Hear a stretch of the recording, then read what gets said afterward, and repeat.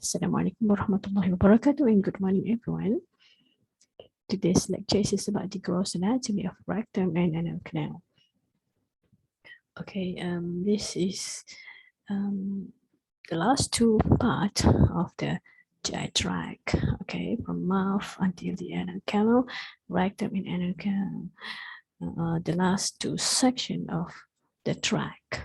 Okay, before going any further. Okay, I'd like to talk about the objectives. Okay, this lecture is going to be divided into two big chunks. Okay, the first part we'll talk about the rectum, the shape, the structure, position, and relation of the rectum, and arterial supply of the rectum, the venous drainage, and also the innervation and lymphatic drainage of rectum. And the second part is about the anal canal. It's going to be describing the structure and the relation of anal canal and distinguishing feature between the upper and lower part of the anal canal, and including the blood supply, innervation, and lymphatic drainage of anal canal. Of these two parts of GI tract, I will put some clinical notes which related to these two parts.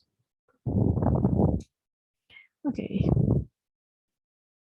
Before going to the last two parts of the GI tract, I know you don't have lecture of the large intestine, okay, because it is included in your PBL.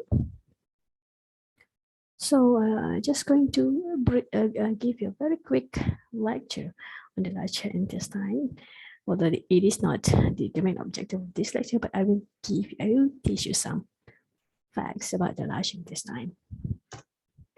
Okay, the large intestine is beginning from the cecum. That include the vermiform appendix, which attach to the cecum, and then the ascending colon, the right colic flexure, the transverse colon, the splenic or the left colic flexure, and descending colon, sigmoid colon, and then the rectum and anal canal. So this is the large intestine is up until the sigmoid colon. Okay, what are the features, the three basic features of the large intestine that you have to know? Number one is the tinea coli. Number two is the ostration or circulation. And number two is the epiploic appendages or appendices epiploicae. Okay, it's the same meaning. Okay, what is tinea coli? Okay, the tinea coli is this structure. Okay, this is the tinea coli. Okay, you can see the tinea coli here. Okay, the tinea coli is consists of bands of longitudinal muscles. Okay, the band of longitudinal muscle that is located within the one of the layer of the large intestine. Okay, the tinea coli. There are three tinea coli. We'll talk about this later. Okay, number one, tinea coli. You have to know this. And second feature is the ostration or circulation. The rostra of the colon are the small pouches. The small pouches caused by circulation, which give the colon its segmented appearance. So you can see this circulation. They give the colon its segmented appearance. Okay. Remember the tinea coli, which is actually the bands of longitudinal muscle that are located within the wall of the large intestine, and they are actually shorter than the colon itself. Okay, so because of this, the large intestine becomes circulated. Okay, can you imagine this? That the coli is short while the large intestine is actually longer than the tinea coli. So the circulation happens. Okay, the third feature is the appendices epiploicae. So the appendices epiploicae. All right, it is the small adipose projection that's present throughout the large intestine. What is the function of the tinea coli? It's actually facilitating efficient contraction of the circular muscles in the large intestine. Okay. This is the histology of the large intestine. Okay, it is a common. Okay, it has four layers of the large intestine: mucosal, submucosal, muscularis externa, and serosum. Okay, so the tinea coli is located within the muscularis externa. Okay, this layer, and what happened in the tinea coli? This longitudinal muscle is appeared to be thicker than the other part of the muscularis externa. Okay, so this is the tinea coli, another tinea coli. So they are the longitudinal muscle that is thickened in some parts of the large intestine. So this is the graphical image of the large intestine. You can see this is the tinea coli. So, okay, there are three tinea coli that is present in the large intestine, and there are tinea libera, the tinea aumentalis, and the tinea mesocolica. Okay. The tinea libera is free tinea that is found at the anti-mesenteric. So this is the mesenteric attachment. This is the site of the mesenteric attachment to the to the large intestine. So the tinea libera is actually located at the anti-mesenteric surface of the colon. So because in the opposite side of the mesenteric attachment, okay, which is located on the interior surface of the colon. Okay, and then tinea aumentalis. Okay, tinea aumentalis is attached to the omentum of the large intestine. Remember, you have omentum that is attached to the large intestine, and then the tinea mesocolica. The tinea mesocolica is located midpoint between the tinea libera and the attachment of the mesenteric on the colon. So it's located, actually it's located midpoint between these two. Okay. Okay, yeah, the three features that you have to know that is present in the large intestine. Number one is the tinea coli. So the tinea coli. So this is the tinea libera, because it's located at the anterior surface of the colon. Okay, number one, the tinea coli. Number two is the circulation or haustration. Haustration, but the same is actually the same thing. Circulation and haustration. And number three is the appendices epiploicae. Okay. Okay, what is vermiform appendix? Okay, vermiform appendix is appendix. Okay. It's also known as vermiform appendix. It is a slender, curved, blind tube. They are just a blind tube. Okay, located in the right iliac fossa, the appendic roots lie in the posterior cecum. The root, the attachment, is in the posterior cecum, and a few of them is located in the apex of the cecum. Okay, some of the, most of them are posterior, but ada juga orang yang dia punya root of the appendix located at the apex of the cecum. However, the direction of the tips of the appendix is generally consistent. They can be here, they can be here, they can be up here or up here. So there is actually percentage for the location of the tip of the appendix. Most of the time, they are retrosical. Okay, which is 64% of the cases. They are retrosical. Okay, and some of them, secondly, pelvic, subsequent, peri-ileal, and post-ileal, so related to the ileum. Okay. And what on the next thing that you have to know about the appendix is the blood supply. What is the blood supply of the appendix? It is supplied by the appendicular artery. Appendicular artery, which is the branch of the ileocholic artery. Okay, this when you do appendicectomy or removal of appendix, you have to identify the appendicular artery and ligate it to prevent bleeding before you can just cut and remove the appendix. Okay. Appendicitis is about some clinical notes on appendicitis. Appendicitis is an inflammation of the appendix. Okay, it is the symptoms and signs of appendicitis. Sudden pain on the right side of the abdomen, nausea and vomiting is the sign of the obstruction of the intestine, loss of appetite, fever, constipation or diarrhea, abdominal bloating. So they can present in any of these signs and symptoms with or without other symptoms. Okay, and the treatment, the first line treatment is still antibiotics. So the first line treatment is antibiotic, but if it is severe enough, then the doctor need to do surgery.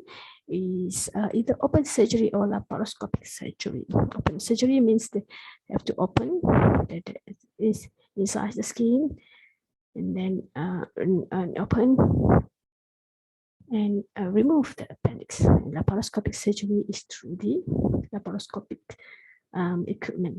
They just need to do few holes in the abdomen for this surgery. Okay, this is open surgery, whereby they cut the skin, make incision, and identify the cecum, and find out where is the appendix. Okay, and then cut the appendix finish.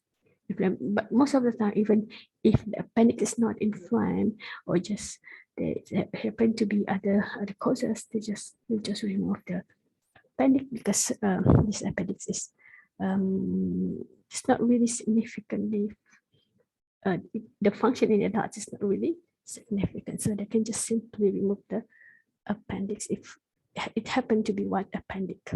Okay, open surgery. Another most commonly done nowadays is the laparoscopic appendicectomy. Okay, yeah, whereby they just they open, they tepuk lubang kat sini, three ports, and they put in gas and they visualize through the laparoscope, and the removal of the appendix is just through this small hole. Yeah. Okay. Okay, I think that's all. Now we go to the rectum. Okay. As you all know, these are all the large intestine and the rectum. Rectum is after the sigmoid colon. So rectum is not part of large intestine. Okay, so they don't have all the features that are present in the large intestine. Then the rectum is here. Let's begin at the recto-sigmoid junction. So this is the recto-sigmoid junction. The junction between the sigmoid and the rectum. It is located at about the level of third sacral vertebra, H3 level. Good. And it's the anal rectal junction, the junction between the rectum and anal canal. So begin at the rectosigmoid and ends at the anal rectal junction. Okay. Rectosigmoid junction here, okay, is where the tinea coli terminates. Remember the tinea coli? Okay, it terminates at the rectosigmoid junction. And then at the rectosigmoid junction, there is no mesentery. There's no mesentery. Okay. And no rectal junction is down here. No rectal junction is at the pelvic floor. It is 3 centimeters above the subcutaneous margin of the anus. So 3 is about 3 centimeters. Yeah. And then it's about 5 centimeters tips of coccyx. So 5 centimeters from tips of coccyx. So you don't have to memorize all the number. You just approximately at this distance. All right. What you have to know is the margin of the rectum from the rectosigmoid junction to the anorectal junction.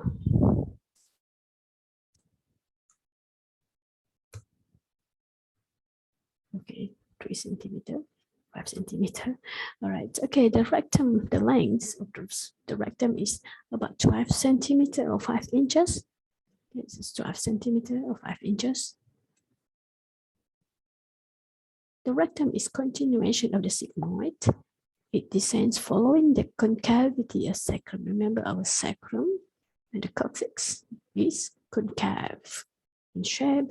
So the rectum shape is actually following the concavity of the sacrum and coccyx.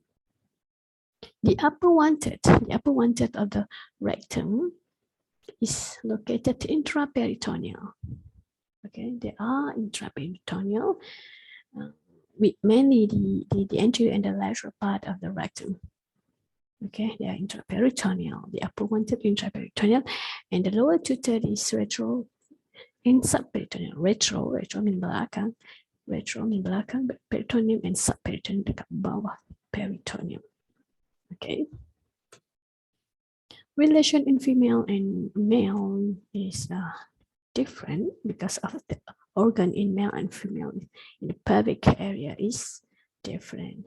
So in female, the rectum, the anterior structure, the relation of the anterior part of the rectum is the sigmoid colon, the loop of the ileum, the body of the uterus,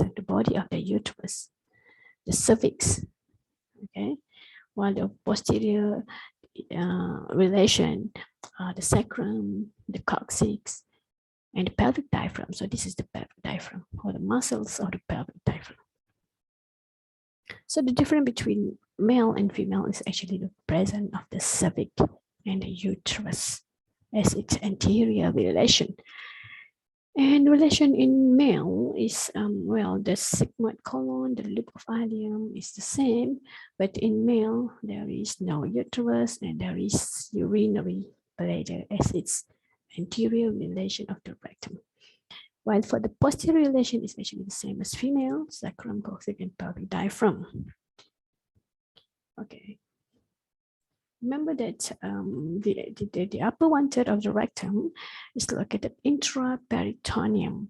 So actually there is reflection of the peritoneum at the upper one-third of the rectum. Okay, this make a structure called the pouch. Okay, the pouch. Okay, in male it is called the rectovesical pouch. Rectovesical pouch, while in female it is called rectouterine pouch, or also known as pouch of Douglas. Okay. In male, rectovesical, and in female is rectouterine pouch. Oh, nama lain dia pouch of Douglas. Okay, this is the clinical importance of this peritoneal reflection in female. In female, actually, it is accessible to the vagina. Okay, the pouch of Douglas is actually accessible from the vagina. So whenever a person that is suspected to have a fluid in the abdominal cavity, without they can actually remove it from the posterior part of the cervix, okay, through the pouch of Douglas. So for instance, a pelvic abscess in the rectouterine pouch can be drained through an incision made in the posterior part of the vaginal fornix. Okay, similarly, fluid in the peritoneal cavity, for example, blood, can be aspirated by this technique. Okay. While in male, the per-rectal examination, so when per-rectal examination is examination that is done by palpating the lower part of the pelvic structure in male through the rectum. okay, palpation through rectum. For example, in ischio anal abscess, an abnormal content in the rectovesical part of pouch in male is actually can be palpable through the PR, per-rectal examination. We call it PR examination, PR, okay, per-rectal examination. All right, okay, I think that's all about rectum. Rectum, it's no nuclei, no circulation, no appendices, epiploic. Okay, epiploic. Okay, for rectum, it has 3 lateral flexure. Okay, the upper flexure is convex to the right. The middle flexure is convex to the left, and the lower flexure is convex to the right, right, left, and right. And there are 3 permanent internal folds that is present in the rectum. Number 1 is superior transverse fold of rectum, middle transverse, and inferior transverse fold of rectum. They are actually correspond to the flexure of the rectum. The upper flexure, it has superior transverse fold, while the middle flexure, it has middle transverse, and the inferior, the lower flexure, it has the inferior transverse fold. This folds is a sickle-shaped transverse rectal folds that project into the lumen of the rectum. It produced by circular muscle of the wall of the rectum. The function of these fall is to support the weight of feces and prevent it urging toward the anus, which would produce a strong urge to defecate. Okay. Okay, this is colonoscopic view of rectal transverse fold. Okay, you can see this is the colon. So the view is from colon. So this is the lower, the middle, and the upper transverse fold of the rectum. Okay, the rectal ampulla. So this is the rectal ampulla. It is the terminal distended part of the rectum. It holds feces before defecation. Okay, this is the 3 arterial supply of rectum: superior, middle, and inferior rectal arteries. Okay, superior rectal artery is this one. Superior rectal artery. Okay, middle rectal artery from the lateral side, and the inferior lateral artery. So for the lower part of the rectum. Superior rectal artery, first the superior rectal artery. Okay, you can see this in the picture. It is continues from the inferior mesenteric artery. Okay, it crosses the left common iliac vessels. Okay, this is the posterior view, so this is the left. Okay, so this is the left common iliac and the right common iliac. So the inferior mesenteric artery crosses anterior to the left common iliac vessels. Okay, and then it supplies the proximal part of rectum. The middle rectal, so the middle rectal artery from the lateral side, there are branches of internal iliac artery. So remember our internal iliac, common iliac. So internal iliac is this one. This is external iliac. So middle rectal artery is the branches of internal iliac artery. It supplies the middle part of rectum, and it reaches rectum from the side or the lateral side of the rectum. And now the inferior rectal artery. Inferior rectal artery is actually the terminal branch of internal pudendal artery.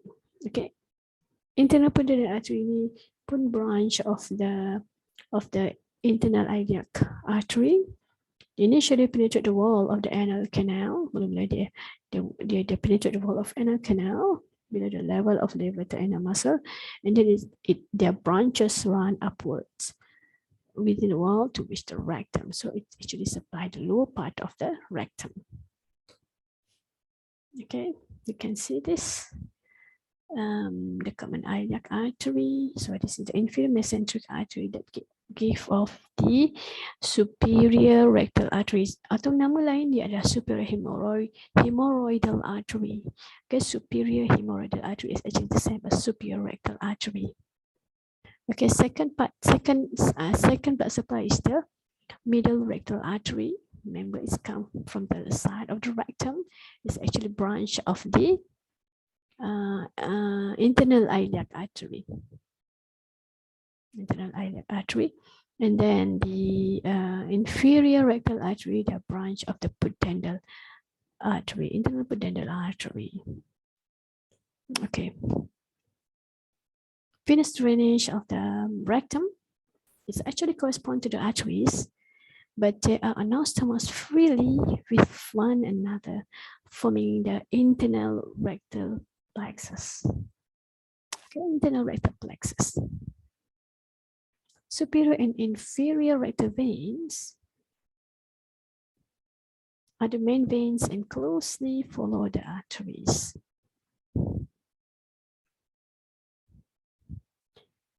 There are two parts of the rectal venous plexus in the rectum.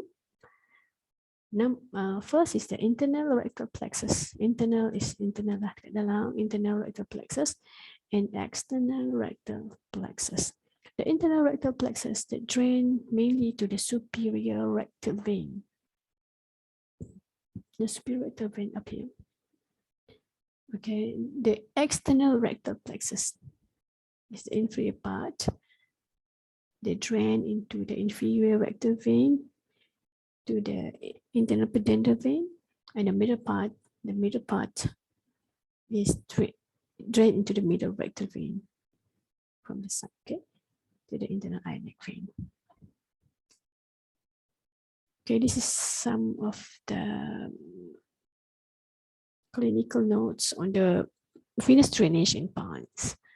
Okay, the venous plexus above the pectinate line drain into the superior rectal veins, which may become varicose, resulting in an internal hemorrhoid or piles. The venous plexus below the pectinate line drains into the inferior rectal veins, which may become varicose, resulting in external hemorrhoid or piles. The both are piles, one is internal and one is external. Okay. So the lymphatic drainage of the rectum, the upper part, they follow the course of the superior rectal artery, toward the inferior mesenteric nodes, and the middle part follow the course of the middle rectal artery and towards the internal iliac nodes, and inferior part into the inguinal nodes. So innervation, the efferent and afferent innervation are via autonomic nervous system. If the sympathetic nervous system is activated, it will cause vasoconstriction, constriction of sphincter, and relaxation of smooth muscle.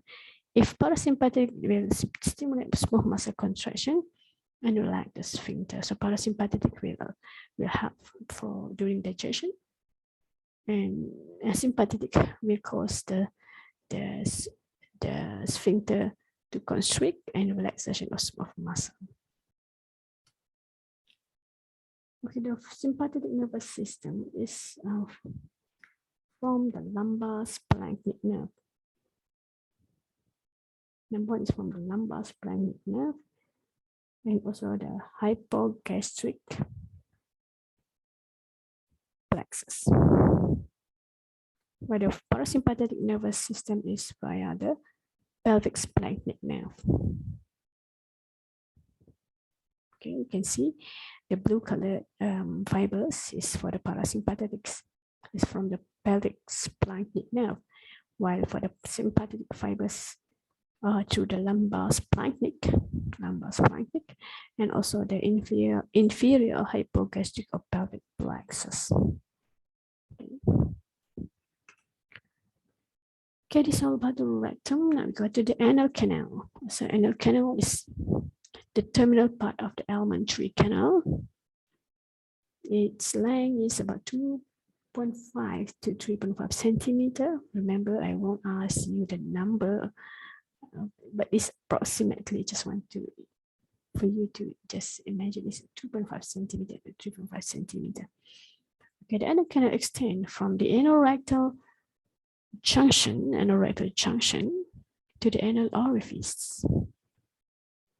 The anal rectal junction to the anal orifice or anus. Okay, they are devoid of any peritoneal covering. Okay, for anal canal, you can actually see this is the surgical anal canal, the anal rectal junction. This is the surgical anal canal. Okay. Okay, and this is the anatomical anal canal.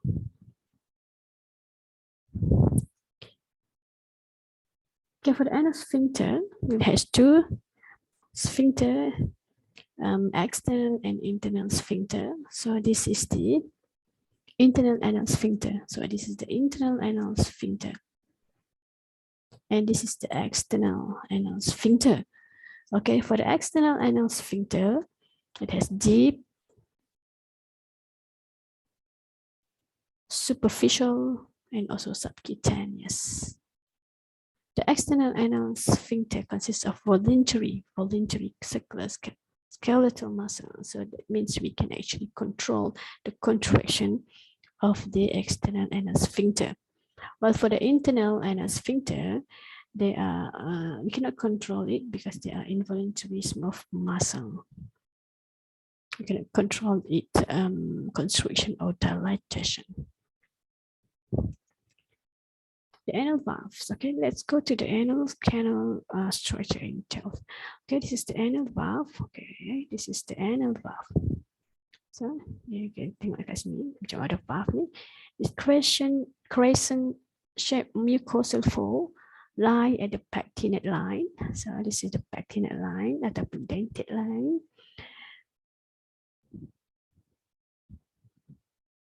It's formed the floor of anal column. So this is anal column, anal column. So the floor of anal column is formed by the anal valve. So ini adalah anal column. This is anal column. The floor dekat bawah ni floor. They are formed by the anal valve. And the anal column, this one, this is the anal column. Contain terminal branches of superior rectal artery and veins. So they are really rich in blood supply in this area.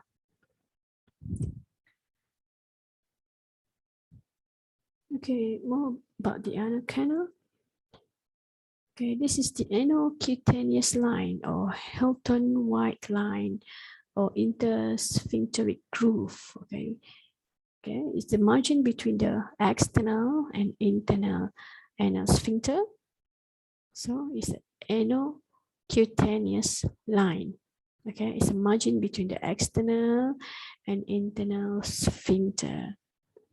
Oh, nama lain dia adalah intersphincteric groove.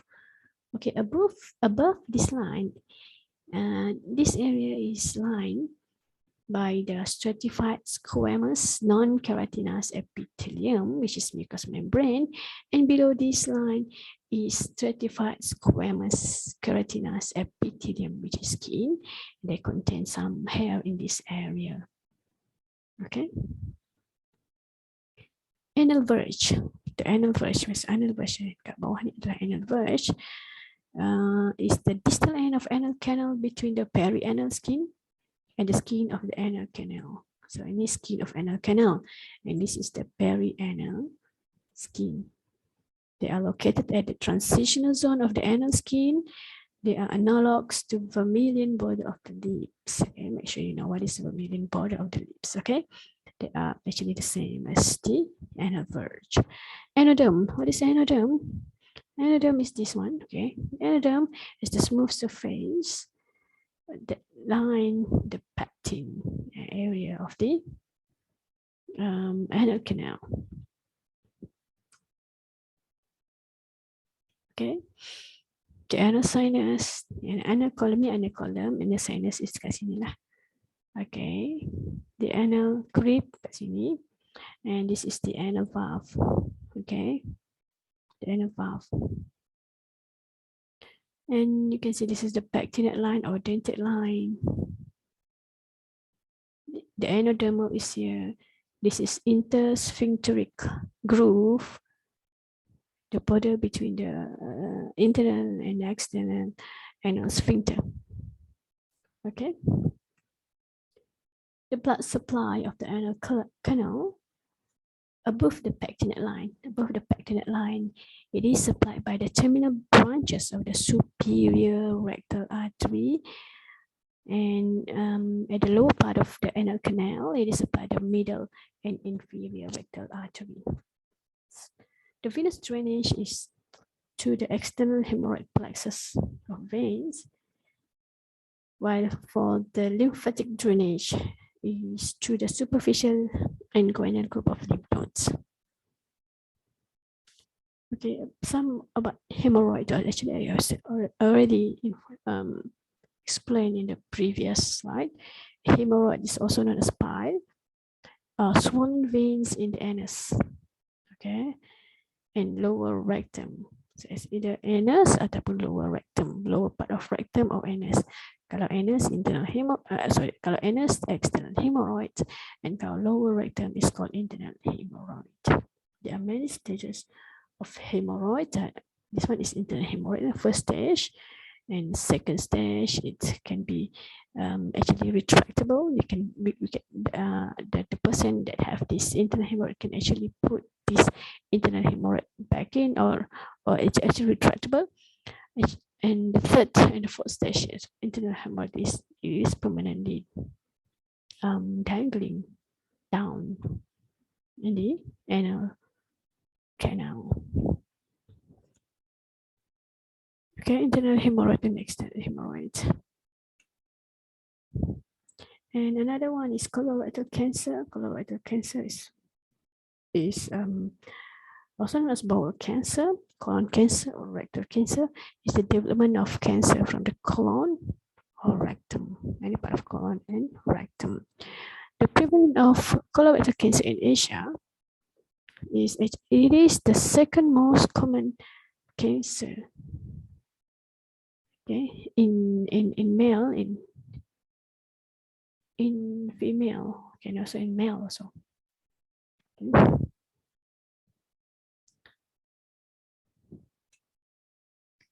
So you can see this is the colonoscope. They're looking at the colorectal polyps. So this polyp it is familial. Okay, this polyp, some colorectal cancer can be familial. So if anybody with a family history of colorectal cancer, they can actually screen for early and look for the polyp appearance in the colorectal region. This polyp can actually be changed into the cancer. Okay, I think that's all from me. I wish you all the best, and thank you for hearing to this lecture.